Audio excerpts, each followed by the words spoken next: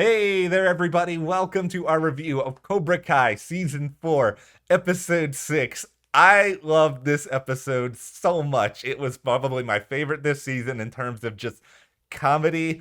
It was ridiculous from start to finish. Johnny Lawrence trying to get a woman to join Cobra Kai is just like the stuff of writers' dreams and just how absurd it became. This episode was so nostalgic for me. I mean, they played Motley Crue. They've done that before on this show. Yeah. It was the first concert I've ever went to. I love Motley Crue. They mentioned Ladybugs, which is a movie I've seen like 100 times. Like, I couldn't believe that reference. That reference is like reaching real deep there. Yeah. I see that reference was deep enough that like I didn't even really get it at first because I have not seen Ladybugs. Like, this is sort of out of my own pop culture realm. Like, they did so much in this episode, and they brought so much entertainment, interesting stuff, a surprise return, by the way, obviously spoiler alert, but Aisha is back. Yeah,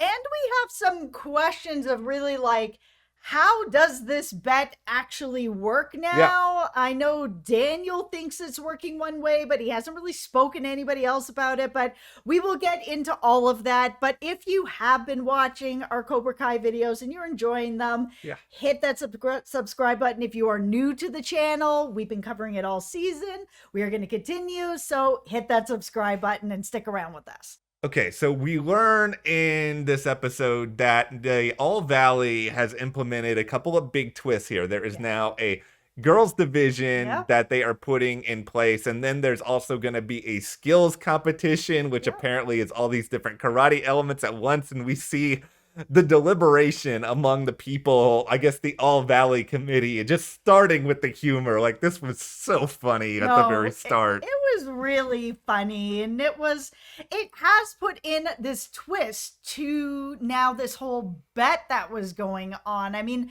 there was already a little bit of a twist that came in there the moment that Miyagi-Do and Eagle Fang went separate ways, because it was really supposed to be the two of them going up against Cobra Kai.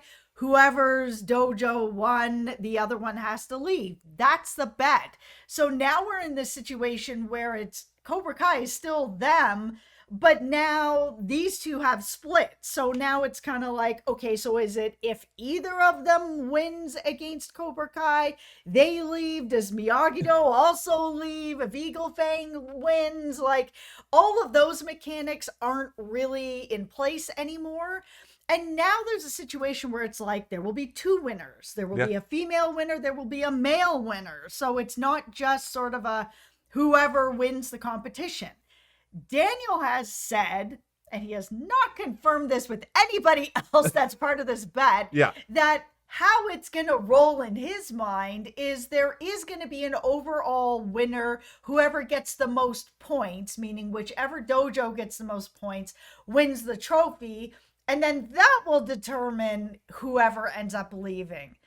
But I mean, that kind of gives a little bit of wiggle room to the other dojos who haven't agreed to this. I mean, Cobra Kai can really get around this being like, that's how you saw it. You didn't come and talk to us about it. We didn't agree to this, and we're not leaving.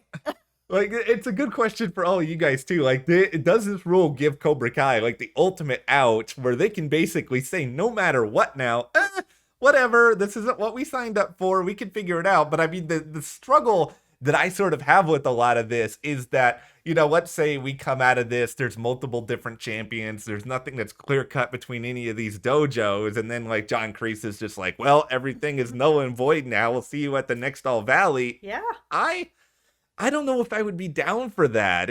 I need to see something change after this season. I need for this season to matter. And I think in order for that to happen, either John's got to go, a dojo has got to go, somebody's got to get back together, because otherwise we're just rinse and repeating the same exact thing. Okay, Cobra Kai can't leave. The show is called Cobra Kai. Like, it has to still be in some sort of play. And I mean, we saw, Terry really taking over Cobra Kai last episode. He's even more taking over. He's throwing money Yeah. at it. He's, throwing merch at it, getting more people to be recruited. I think we're looking at an end of the season where we're going to have probably a winner from all of them. I mean, there's all these different competitions Yeah. now. We'll probably see Sam win against Tori. We'll probably see, Robbie win against Hawk or something like that for the boys division. And then we'll see, whoever from Eagle Fang is going to end up Yeah. winning, whatever. It's just going to sort of play out like that, where we're going to have a winner from each dojo and no one's going to end up leaving. Except I actually think that Kreese is going to get squeezed out. I think Terry Silver is going to take over Cobra Kai and just squeeze him out.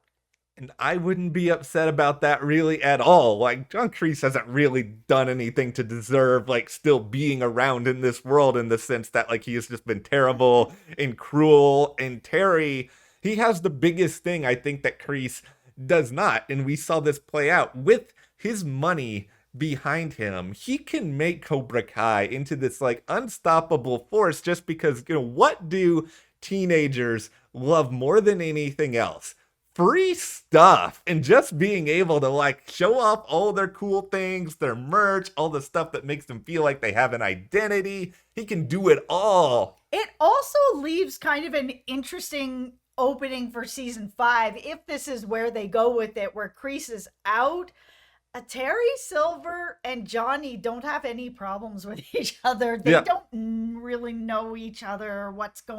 They know what's going on with Daniel, but I mean, like, if we want to get Johnny back into Cobra Kai, which I do, I mean, Cobra Kai to me belongs now to Johnny, the new generation. It's got to come back into his hands at some point. So if he ends up kind of working with Terry and then eventually squeezing Terry out, then we get back to where we belong. Yeah, I think Johnny needs that dojo. He can call it Cobra Kai, he can call it Eagle Fang, he can call it Cobra Kai Fang. It doesn't really matter what he wants to call it, but I think he can't continue in this very weird warehouse where he's like talking about, don't run close to the black mold that's over in the corner. Yeah, and trying to recruit women by being like, come to my abandoned factory. Oh my God. It was so hilarious. This episode had me crying. I can't even begin to describe what part of this montage that was all of this was, by the way, incredibly inappropriate, but everything from, Johnny asking all these, like, really horrible, invasive questions to the guy, even when he's like watching Piper do gymnastics or whatever, and he's just like, this guy's asking, which one is yours? And Johnny's response is horrible. Johnny's like, his performative act in front of Piper, and then afterwards when she talks about gender fluidity, and he's just like, yeah, fluids are important. I died. All of this, I died. Johnny was like batting 1,000. His comedic timing is such a 10 out of 10 on this show. It's so good. Yeah, and we knew from the moment that this premise was introduced, where it's like, okay, there are no capable women right now in Eagle Fang to compete in this division. Yeah, and then we saw him go to this debate. He has found somebody that he thinks, could possibly do well for him. My biggest question is just kind of like, how far off from the All Valley are we? Like, how much time is this woman going to have to actually train? Like, she can be a natural at it, but if you only have a month or 2 months, I mean, she's just not going to really be able to fight against a Sam or a Tori. And I think we're all know this, that the fight is going to be Sam and Tori. It just is. Yeah, I feel like whoever this character is, and, I don't even think we really got a name for her other than that she was just in the debate team, but I just think she's there so that, Eagle Fang has a women's division competitor, and I hope we get to know her at least a little bit. Like, she is very, very fierce in the debate. I mean, my high school did not have a debate team, but if I saw her competing when I was in high school, you know where I would not be? The debate team, because she would have just like murdered me with her words. Oh my goodness. She was great. I'm excited to see her join Eagle Fang and sort of see what's going on. That even if she doesn't win, which I don't think she's going to, I Yeah. don't think she has enough time to train up for this. Yeah. If she's a character that sticks around till next year as well and she gets even better and better, I'm curious. Yeah, I'm curious She's too. got my curiosity already. Like, I'm willing to enjoy these characters so much that hopefully it will help me to completely overlook what you said is a big issue. I never know what the timeline is on this show with anything, with, how soon people come up and how trained they're gonna be, because it's like Kyler hasn't been training karate anywhere near as long as some of these other people, but has he been training long enough? It's just, all of this is so confusing to me. All right, let's talk a little bit about that Daniel Terry confrontation. Yeah. Because we did see Daniel show up at a convenience store trying to talk Robbie out of working with Terry. Terry is dangerous. Terry is charming. He is, very influential. We know all this. And Robbie's just, he ain't here to hear it. No. But then we have this talk between Terry and Daniel that I think was really important in a lot of ways. I mean, even by the end of it, we had them sort of be like, oh yeah, well, by the end of this, you're going to be out of here anyways, where Terry's kind of like, yeah, one of us will be out of here. And it's so vague in a lot of ways, because you can take it that he's saying, yeah, one of us will be out. It'll either be me or you. Mm-hmm. Or he's really kind of saying it more broadly to be like, I didn't make this bet with you. So yeah, maybe you'll be out. Maybe John will be out. Like, who knows who's going to be out, but it's not going to be me. It's a really important point, and I think it's something that we all need to remember right now, because there's a really good chance this is going to come back once we get to the finale or whenever the All Valley is, and this could be Terry's way to sort of stay in the mix, because clearly it seems like he is getting something out of this. And, we talked earlier on this season about whether or not this was just going to be a last hurrah for Terry, a chance for him to sort of go out on top. But what if he just likes this too much, and then he's like, you know what? I don't want to leave right now. I can keep doing this a while. He's investing money in this. He's not going anywhere. He looks like he is nesting in this place. Like, he's not leaving. Yeah, like, I understand that Terry's got a decent amount of money, but he also purchased like top of the line equipment. Yep. He's got like the fancy clothing and all this stuff. I don't care, how rich you are. The moment you start spending money, money is money. It doesn't matter if you're a millionaire or you've got $100,000. Like, that is a sign that you really care about what you're doing. He's digging in. He is absolutely digging in. Okay, let's talk about what's going on with Tori. So this Aunt Candace has shown up kind of out of nowhere. Yeah. We don't really know a ton about Tori. We're getting to really know a lot more about her this season, and sort of what her home life and her family is like. So this aunt shows up. She's looking for money, sort of has a disability check come in for your mom. Yeah, she's trying to get something out of her. Tori's like, listen, I'm going to be 18 next year, so that'll be that sort of thing. I don't need you, because the aunt's kind of like, where are you going to be when your mom passes away? You're going to need good old Auntie Candace. Okay, Auntie Candace, you can go. I've already had enough of you. You officially suck. The problem for me is that we've seen this sort of TV trope before, where there's, someone who's almost of age that needs to take sort of a custody of a younger sibling, and then some horrible other adult that's part of the family. It's like, who are they going to believe? You or me? Who are they going to give custody to? It's not going to be you. You're only 18 and, you've got some problems and whatever. And it's just like, okay, look at yourself.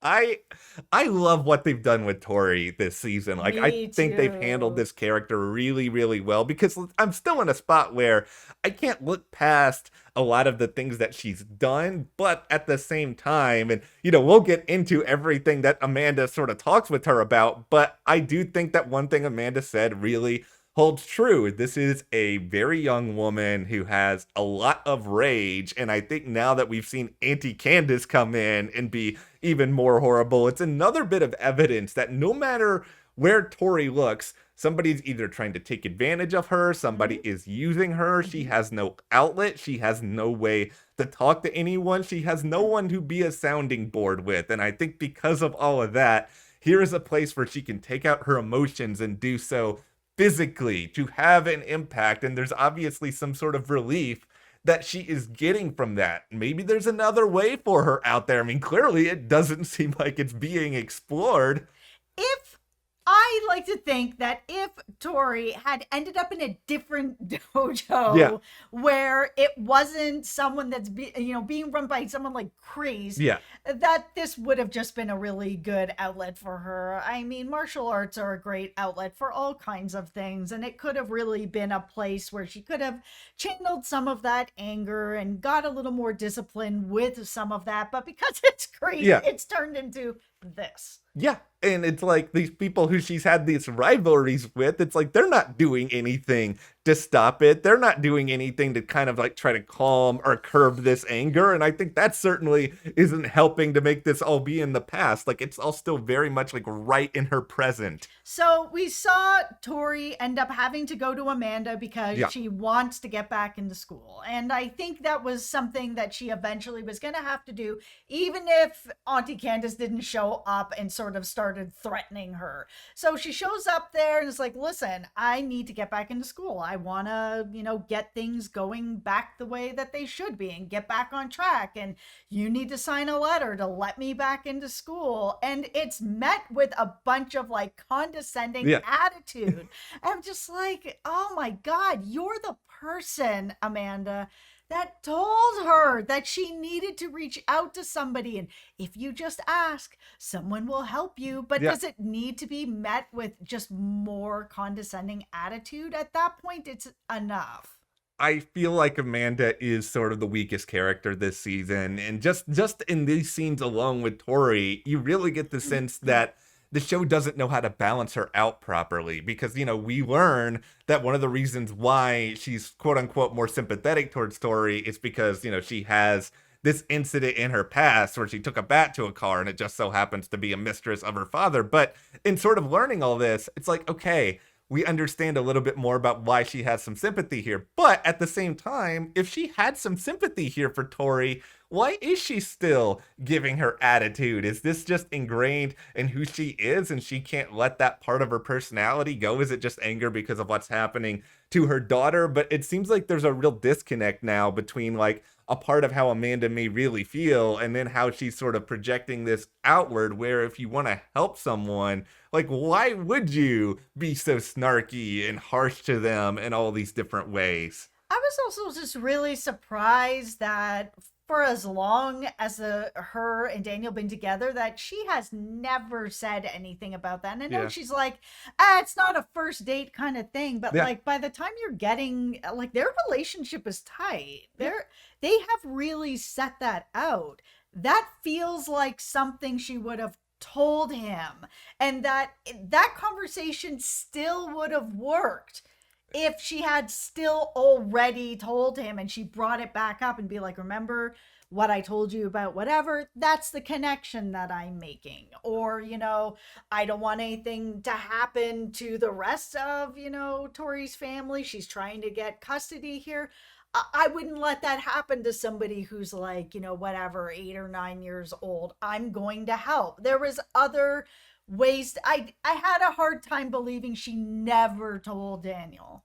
It felt to me almost as though the writers wanted to come up with some reason why Amanda would connect with Tori, and this wasn't previously in sort of like the roadmap for this character, and they just sort of shoehorned it into this season because it gave them a quote-unquote reason when it didn't necessarily have to be explained or projected in the way in which they decided to do it. They had a reason. I think that Amanda is a sympathetic enough character that if Tori had explained the situation, been like, here's this aunt, she's waiting for my mom to die.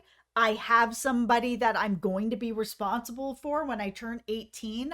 I need to be able to make sure they don't end up over here or in foster care. How is that not enough? It feels like it would have been enough. So they dropped the ball here a little bit on this. And in the aftermath of this, of course, Samantha, not not pleased, obviously, with the idea that Tori is going to be back to school. So who does she go to for advice? Aisha.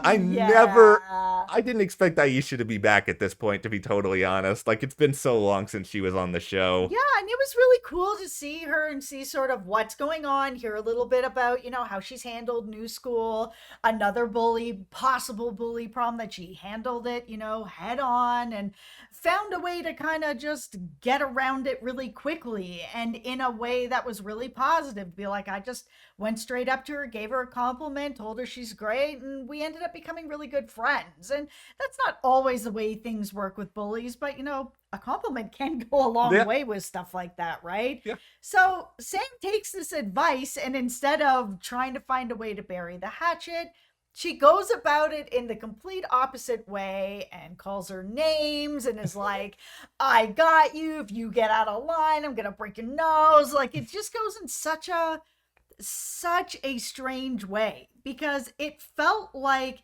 Sam really has all the power. Like, she would know that, like, at any time this can sort of be revoked, right? I mean, if Tori gets out of line, she's going to end up getting kicked out of school again. She's had so much on the line to lose. I'm kind of surprised Sam wasn't just like, I know what's on the line for you, so step out of line and you lose school and you lose it all. Let's have a talk here about role models, because the person who Samantha has been seeing act a certain way as of late is Daniel, who has been very, very petty and very, very selfish for a lot of this season. And I think she is sort of both rebelling against him, but also kind of acting a little bit like him at the same time, where she sort of sees, oh, this is a way for me to pronounce my victory over Tori right in her face, sort of like how Daniel, subconsciously or not, constantly waves his victory in front of Johnny's face to tell him, I'm number one. This is my dojo. These are all my students. They're going to learn my way. Yep. The only other thing I think that's really worth this mentioning for a minute here is I really liked the Hawk and Dimitri stuff in this episode. And I think some of it is that I love Dimitri so much as a character. I also love the Binary Bros video that, like, I would watch that entire series, by the way. No, I thought it was really cool, and I really liked how Hawk was dealing with this, that we saw that he was just like, I'm done with karate. I've hit rock bottom. I don't feel good about myself anymore. Like, I've done some terrible things. Karate brought out some good in me, but it brought out a lot of bad in me, and I just don't feel like it's right for me anymore. And to have Dimitri sit there with him until, like, till the last minute, where he's like, I'll try this, I'll try that. Like, I can't beat Robbie at this. Like, you're the only one that can. And I disagree. I actually think that Dimitri probably could, hold his own with Robbie, but it feels like we are, like, gearing up for this Hawk versus Robbie after what Robbie did to his hair and sort of all that. I think we are gearing up for that. And I'm hoping that this experience for Hawk is going to enable him to sort of find other ways to channel into fighting beyond just anger and machismo-ness and just, like, doing all that plain aggression, because the most important thing to me was that he was remorseful, not just for his actions with Cobra Kai, but also for the way he was acting leading up to him losing his hair. Just because he went over to Miyagi-Do and Eagle Fang and all this, that didn't mean that he was suddenly a nice guy. Okay, so here's a question for you guys, and also a question for us. Okay. Hawk versus Robbie, who are we rooting for? If this is really where it is, because we have seen Hawk go through a lot where he's been the guy who's been picked on. He has crossed the line in some ways. I know Dimitri has forgiven him for breaking his arm. Yeah. But woof, that was bad. He was a bad guy. We've also seen Robbie on the other side, where he's been the good guy. He hasn't really gone real bad guy or anything yet. Like, he's still holding strong that he's like, yeah, I'm training at Cobra Kai, but I am not really part of Cobra Kai. I'm still my own man. This is a tough question. Like, who would anybody be rooting for? Who are you guys rooting for? I will come out and say, based on this episode alone, Nope. Okay, I'm rooting for Hawk. I will say it right now. I'm rooting for Hawk because I feel like we're on the road with something with him. I feel like we are seeing him start to really understand what it means to be doing this and what it means. It's not just about him fighting, it's about him being a part of the team. Like he emphasized being in that team at the end of this. And I think ultimately the whole idea of Cobra Kai is about people working together. And we have seen Robbie be a little bit of a mentor this season, but I still think Yes. Robbie is a little bit more isolated. And I feel like a victory for Hawk is more for a victory for the people around Hawk. I'm Team Robbie. I truly feel like this character has gone through it and he has really had a ton of growth from sort of where he started. He had, his dad wasn't around, his mom wasn't around. He was just kind of left on his own and things weren't really going that great for him to then really try to channel into Miyagi-Do and try to find himself and then just kind of, you know, all everything that happened with the school fight and then Yeah. he's thrown into juvie and he gets out of that and he is really trying to find himself. And yes, he's working with Cobra Kai, but he is still, on his own journey. And he's someone I am really, truly invested in seeing him find his way. I mean, even this season, he still doesn't have any relationship with his dad. He's really still like, I'm on my own Yeah. and I'm trying to find my way out of this. I don't love that he cut off Hawk's hair or anything Yeah. like that, but I mean, we've seen Hawk do worse. It's true.